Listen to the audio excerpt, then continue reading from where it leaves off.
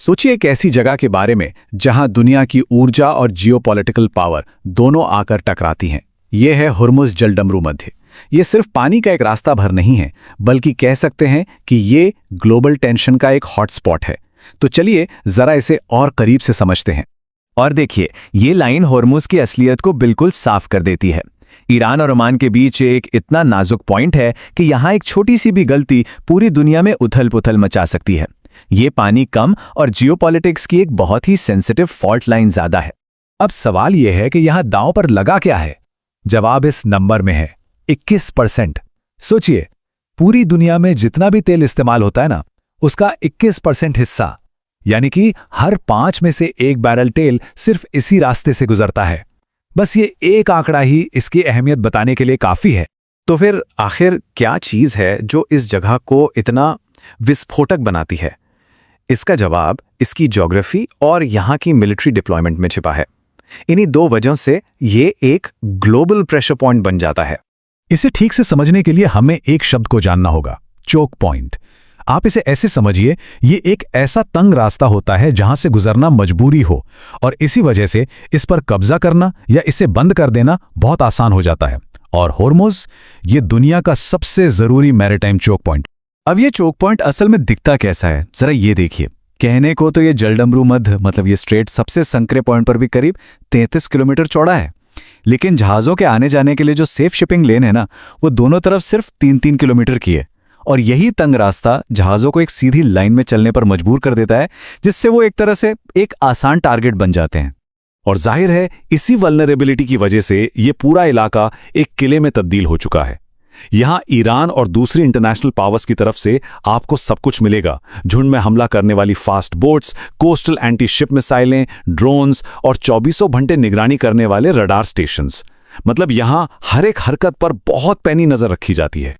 चलिए अब कहानी का रुख मोड़ते हैं और स्ट्रेट के ईरानी किनारे की तरफ चलते हैं। यहां एक बहुत ही गजब का कॉन्ट्रास्ट देखने को मिलता है। एक तरफ है मिलिट्री स्ट्रैटेजी, तो दूसरी तरफ है कुदरत की वो खूबसूरती जो आमतौर पर दुनिया की नजरों से छिपी रहती है। यह है केशम आइलैंड। स्ट्रेटेजिकली देखें तो यह ईरान के लिए एक पहरेदार जैसा है, एक ऐसा वॉच टावर जो उसे दुनिया के एनर्जी फ्लो पर नजर रखने और उसे कंट्रोल करने की ताकत देता है। यहां पर ज्योग्राफी खुद ही एक हथियार बन जाती है। लेकिन इसी जगह की एक दूसरी पहचान भी है। यही केशम आइलैंड मिडिल ईस्ट का पहला यूनेस्को ग्लोबल जियो पार्क भी है। ये नमक के पहाड़ों और गहरी घाटियों वाली एक बेहद अनोखी जगह है जो धरती के करोड़ों साल पुराने इतिहास की कहानी सुनाती है। अब केशम के पास ही एक और आइलैंड है, हुर्मुज़ आइलैंड। मिलिट्री के नजरिए से देखें तो ये भी निगरानी का एक बहुत जरूरी सेंटर है। यहां से रडार और पेट्रोल बोट्स दुनिया के सबसे बिजी सी लेन्स में से एक पर नजर रखती हैं। पर हुर्मुज़ आइलैंड सिर्फ एक मिलिट्री आउटपोस्ट नहीं है, ये तो कुदरत की एक रंगीन लैब है।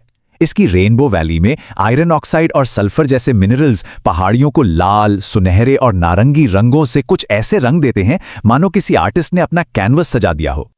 और केशम की कहानी यहीं खत्म नहीं होती। यहां एक और अनोखी परंपरा आज भी जिंदा है, लेंस बोट्स बनाने की सदियों पुरानी कला। इसमें पारंपरिक लकड़ी लेकर पीढ़ी दर पीढ़ी सीखी गई टेक्निक से नाव का ढांचा तैयार किया जाता है और फिर लगभग पूरी तरह से हाथ से उसे जोड़ा जाता है। ये कारीगरी इतनी खास है कि यूनेस्को ने इसे एक इंटेंजिबल कल्चरल हेरिटेज का दर्जा दिया है। तो चलिए अब इस पानी को पार करके चलते हैं ओमान की तरफ और देखते हैं कि वो इस पूरी कहानी में कैसे एक बिल्कुल अलग लेकिन उतना ही जरूरी रोल प्ले करता है। यहां पर फर्क एकदम साफ है। जहां एक तरफ ईरान नॉर्दर्न कोस्ट पर अपनी मिलिट्री पावर दिखाता है, वहीं दूसरी तरफ ओमान इस स्ट्रेट की आंख बनकर एक बैलेंस बनाता है। उसका फोकस टकराव पर नहीं, बल्कि जहाजों के सेफ पैसेज के लिए मैरीटाइम ट्रैफिक को कोऑर्डिनेट करने पर है। और यही बैलेंस इस रीजन की स्टेबिलिटी के लिए बहुत जरूरी है। और ओमान ये काम करता है जबेल हारिम पहाड़ की चोटी से। सोचिए, 2000 मीटर की ऊंचाई पर लगे रडार से वो एक बहुत ही जरूरी ट्रैफिक सेपरेशन स्कीम को ऑपरेट करते हैं।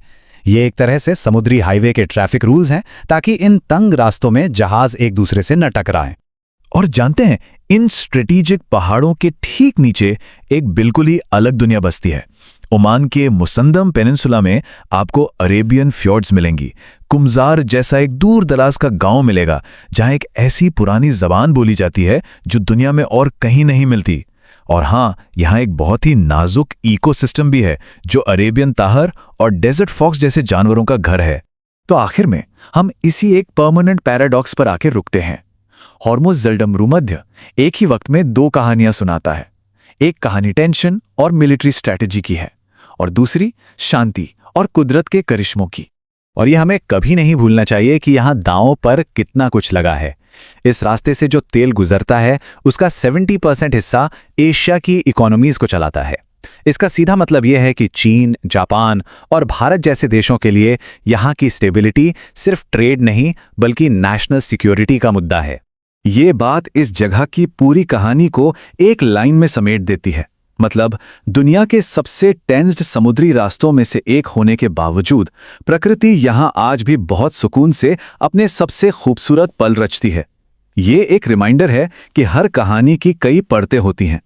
और ये हमें सोचने पे मजबूर करता है ना, कि रोज की हेडलाइंस के पीछे और कितनी ऐसी ही गहरी, कॉम्प्लेक्स और हैरान करने वाली कहानियां छिपी होती हैं जिन्हें हम अक्सर देख ही नहीं पाते।